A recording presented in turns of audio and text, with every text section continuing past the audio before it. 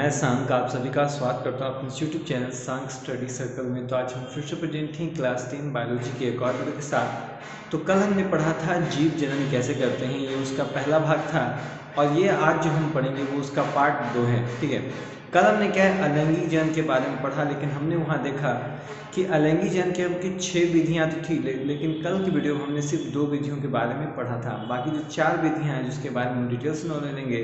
So video पसंद आया तो प्लीज़ लाइक करें, शेयर करें, हम तक वीडियो को पहुँचाएं जिनको इस वीडियो की ज़रूरत है। और यदि आपने इसकी पिछली वीडियो नहीं देखी है पार्ट 1, यदि आपने मिस किया है तो नीचे डिस्क्रिप्शन में आपको लिंक देखने को मिल जाएगा, वहाँ पर आप जाके उस क्या है सबसे पहले उस वीडियो को देख लें, तब आपके लिए वीडियो काफ़ी ज़्यादा हेल्पफुल होगी।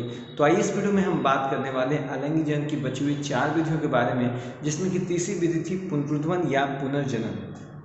ठीक है, इसी को बोला जाता है वो रीजनरेशन, याद रखना इसको बोलते हैं इंग्लिश में रीजनरेशन बोलते हैं। ठीक है, रीजनरेट वर्ड से आ रहा है, रीजनरेट मतलब जनरेट का मतलब होता है आना, री मतलब दोबारा आना। ठीक है, कहता है इस प्रक्रम में किसी कारणवश, ठीक है, जब कोई जीव कुछ टुकड़ों में टूट जाता है, कोई कारणवश जानबूझ के नहीं, किसी कारणवश जब कोई जीव टुकड़ों में टूट जाता है तब प्रत्येक टुकड़ा नए जीव में विकसित हो जाता है। प्रत्येक टुकड़ा क्या है फिर से ग्रो कर जाता है। उदाहरण के लिए है प्लेनेरिया हाइड्रा।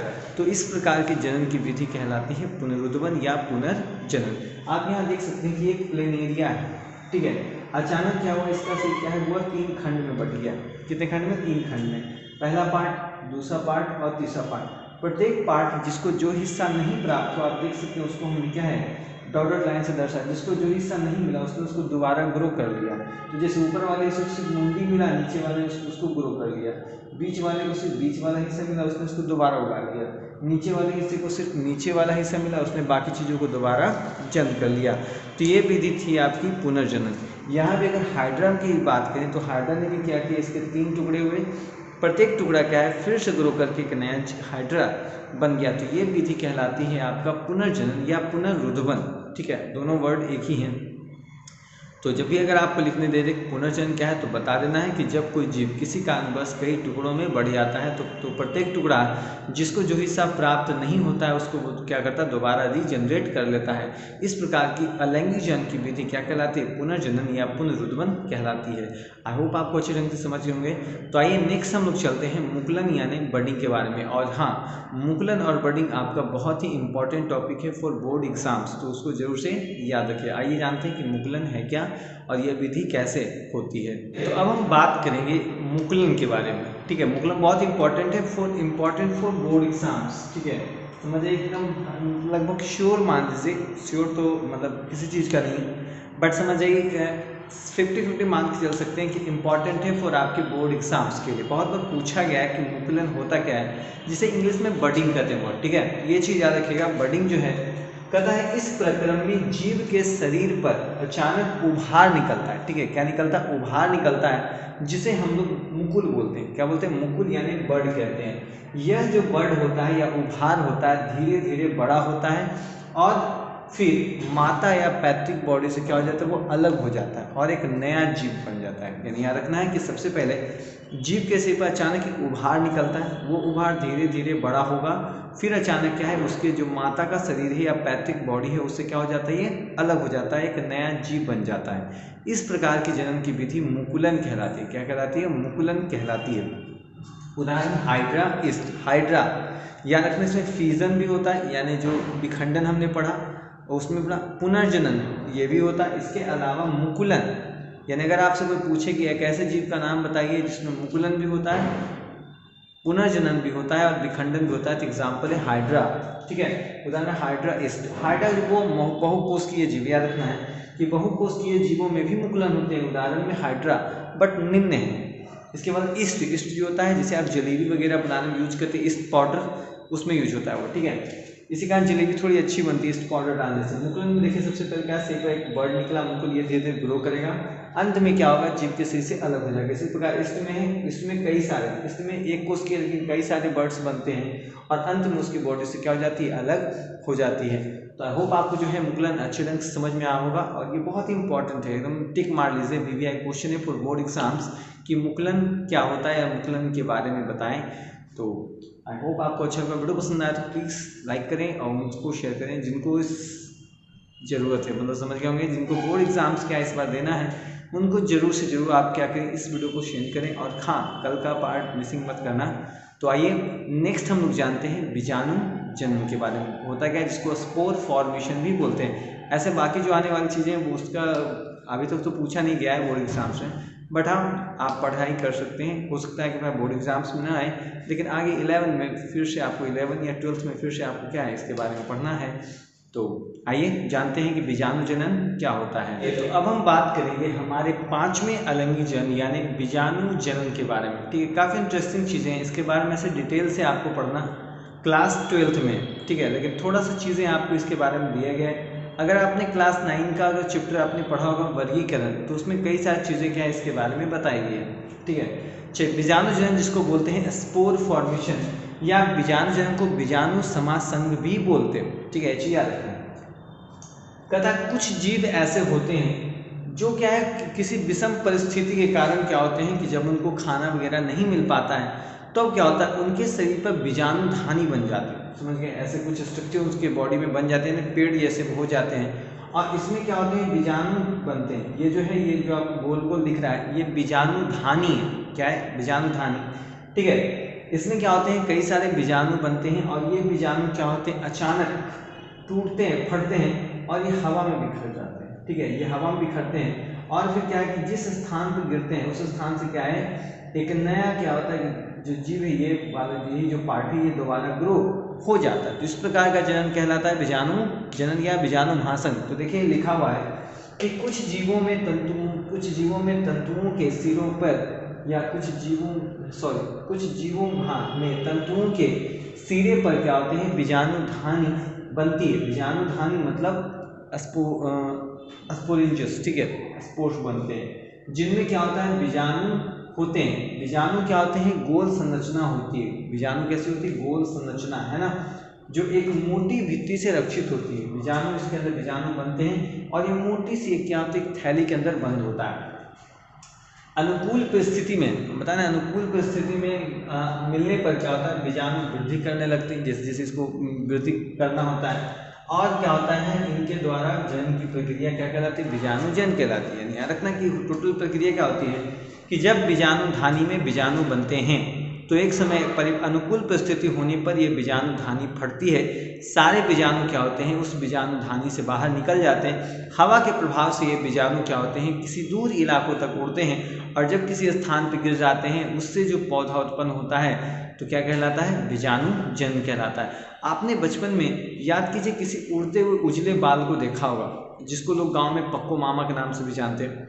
ठीक है, तो बचपन में बताया जाता था हम लोग को कि ये देखिए बूढ़ी की बाल है, बट बाद में पता चला तो ये तो क्या कपास का पौधा या किसी अलग तरीके का एक प्लांट है, जो क्या है कि इसमें एक बीज होता था। वो बीज वैसा ही इसमें भी होता है कि जब क्या है कि बीजाणु जब उड़ जाता है तो अपने साथ उसमें बीज होता है, और वो बीज उड़ जाता है जिस स्थान पे गिरेगा उस स्थान से क्या होगा, उसको पानी चाहिए वगैरह वगैरह सब तो मिल ही जाएगा, वो क्या होगा कि नए प्लांट के रूप में परिणत हो जाएगा। तो इसी प्रकार का जनन कहलाता है बीजाणु जनन या बीजाणु महासंग। आई होप आपको जो है अच्छे ढंग से आप समझ गए होंगे।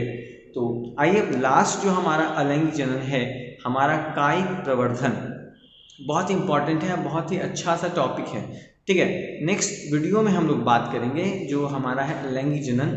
बट आज थोड़ा सा हम लोग क्या है, थोड़ा सा वीडियो छोटा है, लेकिन कोई बात नहीं। सबसे पहले क्या है कि अलैंगिक जनन कंप्लीट हो जाए, बाद में हम अच्छे ढंग से क्या होंगे, वीडियो कई सारे पार्ट आएंगे इस चैप्टर के, जिसमें क्या है कि आपको बारी बारी से सारी चीज़ें क्या है टॉपिक जो है कवर करा दी जाएगी। और यदि आपको इसके नोट्स चाहिए या PDF आपको लेना है तो नीचे डिस्क्रिप्शन में आपको व्हाट्सएप नंबर देखने को मिल जाएगा, स्क्रीन पर आपको दिख रहा होगा। आप जाके क्या कर सकते हैं, वहाँ पर हमें कांटेक्ट कर सकते हैं, या PDF के लिए हमारे Telegram channel Shashank study circle class 10 को भी आप ज्वाइन कर सकते हैं। वहाँ पर सारे सब्जेक्ट के PDF आपको देखने को मिल जाते हैं। तो जाइए, देर मत कीजिए, और हाँ इस वीडियो को शेयर कीजिए जितना आप शेयर कर सकते हैं, और लाइक नहीं किया तो प्लीज़ लाइक शेयर करना ना भूलें। आइए जानते हैं कायिक प्रवर्धन क्या होता है, यानी कायिक जनन है क्या। तो हम क्या है कि अब लास्ट जो हमारा अलैंगिक जनन का पार्ट है कायिक जनन, उसके बारे में हम जानते हैं, जो हमारा छठा पार्ट है। कायिक जनन को इंग्लिश में वेजिटेटिव प्रोपगेशन भी बोलते हैं। ठीक है, तो कहता है कुछ कुछ पौधों में नए पौधे का निर्माण जो है उनके कायिक भाग का मतलब वैसा भाग या बढ़ती भाग बोला जाता है, वैसे भाग जिसमें क्या है कि नए पौधों की जनन करने की क्षमता होती है। जैसे में जड़, तना और पत्ती, ये कहलाते हैं पौधे के वृद्धि भाग। ये है कायिक भाग। ठीक है, कायिक भाग कौन कौन से? जड़, तना और पत्ती आदि से होता है, यानी इनसे में क्या क्षमता होती है बार बार डिवीजन करके क्या करना, नए पौधे का निर्माण करना। इसे कायिक प्रवर्धन कहते हैं। ठीक है, अब देखिए कुछ प्राकृतिक विधियां हैं जिसके द्वारा क्या है कि कायिक प्रवर्धन हो सकता है। जड़ द्वारा, डहेलिया और शकरकंदी तो ऐसे प्लांट है जिसके द्वारा जड़ के द्वारा यानी उसका जड़ रोप दो फिर से पौधे उग जाएंगे। तना, आलू है, अदरक है या ईख है। वह गन्ना, आपने देखा कभी गन्ना को बार बार रोकते हो? नहीं, उसके तना को रोक दिया जाता है, वो बार बार क्या है उगता रहता है। आलू तना है न कि जड़ है। ठीक है, अदरक में देखा हो आपने कई सारे निकलते हैं। ये सिर्फ प्राकृतिक विधियां में 3 हैं, जड़, तना, पत्ती द्वारा ब्रायोफिलम। मान लीजिए एक पत्ती है, इसमें क्या होता है, इसी से नया पत्ती निकल जाती है, इसी से इसके पौधे का निर्माण हो जाता है। ठीक है, तो ब्रायोफिलम, कई बार प्रश्न पूछा गया है कि ब्रायोफिलम में कौन से जनन द्वारा क्या है जो है नया जनन होता है? तो याद रखना कायिक प्रवर्धन द्वारा। कायिक प्रवर्धन में कौन? प्राकृतिक विधि के द्वारा। ठीक है, या ऐसे पूछे कौन से विधि में पत्ती द्वारा नए पौधों का जन्म होता है? तो कायिक प्रवर्धन इसका एग्जाम्पल दें तो कौन सा है? ब्रायोफिलम है। तो कुछ कृत्रिम विधियां भी हैं जिसको आर्टिफिशियल मेथड ही बोलते हैं, उसके द्वारा भी क्या है नए पौधे का निर्माण। जैसे देखिए रोपण, ठीक है, रोपण है, कर्तन है, लेयरिंग है। ठीक है, कर्तन को बोलते हैं कटिंग। ठीक है, कटिंग है, और ये तो आपका लेयरिंग हो गया। ठीक है जी। रोपण का मतलब होता है जड़ किसी और का है, तना किसी और का है, दोनों को आपस में ऐड कर दिया, एक नया पौधा इससे क्या है उग गया। जैसे में आम का पौधा में भी ऐसे ज़्यादातर किया जाता है कि किसी अलग पौधे के भाई सूट जिसका ये मतलब जड़ वाला पार्ट है उस पर किसी के भाई आम वाले को काट के इस पर क्या किया रख के इसको क्या करते हैं वो टेप से बांध देते हैं या फिर इसको किसी सहायता से अटका दिया जाता है। कुछ समय बाद ये ग्रो करके एक नया पौधा बन जाता है। तो इस विधि से ज्वाला रोपण की जो विधि होती है इसे कायिक प्रवर्धन में भी कृत्रिम विधि है, आर्टिफिशियल मेथड है रोपण में आम द्वारा। ठीक है, कहता कर्तन मतलब उसको काट के देखते हैं। गुलाब इसका एग्जाम्पल है। गुलाब में हम लोग उसका जड़ नहीं रोपते हैं, उसका क्या करते हैं किसी एक कली को लाते हैं काट कर उसको रोप देते हैं, वो भी तिरछा, सीधा नहीं, उसको तिरछा रोप दिया जाता है। कुछ दिन बाद देखते हैं उसको सेवा सत्कार अच्छे ढंग से होता है तो वो पौधा आराम से ग्रो हो जाता है। तो इस प्रकार की विधि कहलाती है कर्तन यानी काट के। फिर एक होता है लेयरिंग होता है चमेली का पौधा।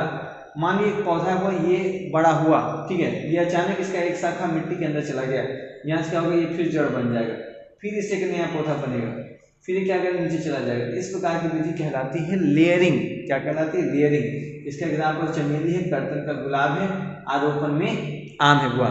ठीक है, तो ये था आपका कायिक प्रवर्धन। तो देखिए इसमें से एक चीज आपकी बुक में दिया हुआ उत्तक संवर्धन, और इसके बाद इसके लाभ भी तो जाने कि कायिक संवर्धन जो आखिर है इसके लाभ क्या है, इससे क्या क्या चीज़ें हो सकती है। तो आइए 2 चीज़ों के बारे में हम बात करेंगे अभी। उत्तक संवर्धन, ठीक है, जिसको इंग्लिश में टिश्यू कल्चर भी बोलते हैं, और साथ में हम कि कायिक प्रवर्धन के क्या लाभ हैं। याद रखिए इस तरीके से आप बगैर बीज के पौधा बना सकते हैं। बताइए तो इसमें बीज लगा है, किसी में नहीं लगा है। बीज रहित पौधों का उत्पादन आप इसमें कर सकते। जैसे आलू में बीज नहीं होता है, वो गुलाब में बीज नहीं होता है।